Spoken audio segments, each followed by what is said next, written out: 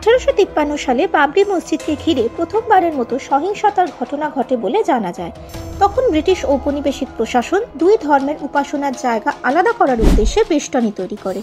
বেষ্টনীর ভেতরের চত্বর মুসলিমদের জন্য এবং বাইরের চত্বর হিন্দুদের ব্যবহারের জন্য নির্ধারিত হয়। কিন্তু তাতে তো গোড়ার সমস্যার কোনো উত্তর মিলল না। আগের এপিসোডে আমরা যেখানে শেষ করেছিলাম ঠিক সেখান থেকেই এর উত্তর খুঁজতে হবে যে আসলে ওই স্থানে কি ছিল। মন্দির ভেঙেই কি তৈরি হলো মসজিদ? কবে তৈরি হলো? বাবরি মসজিদের প্রথম ঐতিহাসিক উল্লেখ পাওয়া যায় আমেরের রাজা সোয়াই জয় সিং এর নথিপত্রে।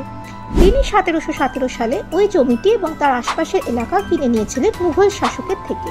সেই কাগজপত্রে দেখা যাচ্ছে ওই জায়গায় রয়েছে একটা 3 গম্বুজওয়ালা মসজিদ, যেটা বাবরি মসজিদের মতোই দেখতে।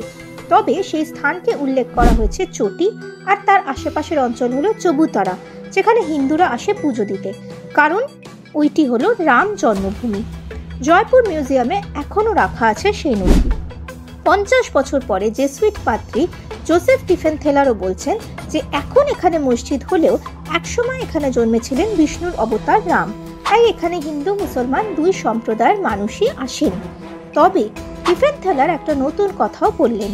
তিনি লিখছেন যে ঔরঙ্গজেব রামকোট মন্দিরকে ধ্বংস করে 3 গম্বুজ বিশিষ্ট মসজিদটি এখানে তৈরি করিয়েছিলেন। যদিও এখানে আগে থাকতেই 14টা কালো পাথরের স্তম্ভ ছিল, তার মধ্যে 12টা এখন মসজিদের মধ্যেই রয়েছে। লোকে বলে সেগুলো তৈরি করিয়েছিলেন বাবর। সম্ভবত এই বক্তব্যের মধ্যে রয়েছে মূল কথাটা। বাবর সম্ভবত ওই মন্দিরের পাশে মসজিদ তৈরি করার কাজ শুরু করিয়েছিলেন, তারই সাক্ষ্য দিচ্ছে মসজিদের গায়ের লিপি। তবে তিনি মন্দির পুরোপুরি ধ্বংস করেননি, কারণ বাবরের মাত্র 4 বছরের রাজত্বকালে তিনি কোনো হিন্দু মন্দির ধ্বংস করেছিলেন বলে জানা যায় না। মন্দিরের গা ঘেঁষে হয়তো মসজিদ তৈরি করাতে চেয়েছিলেন, সেই মতো মীরবাকি কাজও শুরু করেন। যে কালো পাথরের 14টা স্তম্ভ আগে থাকতেই ছিল বলে টিফেনথেলার বলেছেন, সেই একই পাথরের তৈরি মীরবাকির সমাধিও রয়েছে কিছু দূরেই। তবে বাবরের আকস্মিক মৃত্যুতে সম্ভবত কাজ থেমে গিয়েছিল, আর তারপর হুমায়ুনের টালমাটাল শাসনকালে সে মসজিদের কাজ অসমাপ্তই থেকে যায়। তারপরের মুঘল শাসকরাও এই নিয়ে মাথা ঘামাননি, পড়েছিল শুধু 14টা পিলার। সেই জন্যই তুলসীদাস থেকে ফিঞ্চ কেউই কোনো মসজিদের উল্লেখ করেননি। কিন্তু ঔরঙ্গজেব আবার সেই অসমাপ্ত মসজিদকে সম্পূর্ণ করার উদ্যোগ নেন। এমনিতেও ঔরঙ্গজেব বারাণসী, মথুরা, অযোধ্যার বিভিন্ন জায়গায় বহু হিন্দু মন্দির ধ্বংস করেন, কোনোটার উপর মসজিদও গড়ে তোলেন। সেই রাগ থেকে বাদ যায়নি রামকোট, বরং বাবর যা করেননি ঔরঙ্গজেব তাই করলেন। মন্দির ভেঙে পুরো এলাকা জুড়েই তৈরি করলেন মসজিদ।